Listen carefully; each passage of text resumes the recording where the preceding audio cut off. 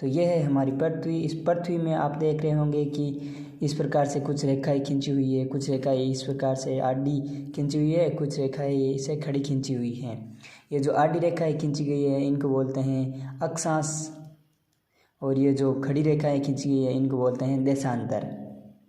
और ये जो बीच में से एक रेखा गुजर रही है इसको बोलते हैं भूमध्य रेखा, जो 0 डिग्री अक्षांश और देशांतर से शुरू होती हैं। हम जैसे जैसे हम ऊपर जाते हैं और वैसे वैसे जो है अक्षांश और देशांतर की दूरी जो है बढ़ती जाती हैं। और भूमध्य रेखा से ऊपर जो है कर्क रेखा गुजरती हैं जो 23.5 डिग्री अक्षांश पर स्थित हैं। और भूमध्य रेखा से नीचे मकर रेखा गुजरती है, यह भी कर्क रेखा जितनी ही दूर नीचे दक्षिणी गोलार्ध में 23.5 डिग्री अक्षांश पर स्थित हैं।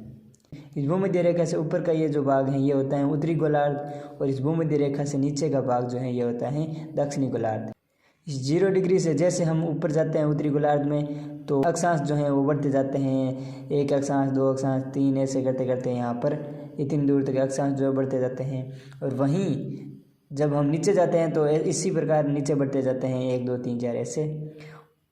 और देशांतर जो हैं पूर्व से पश्चिम में बढ़ते हैं।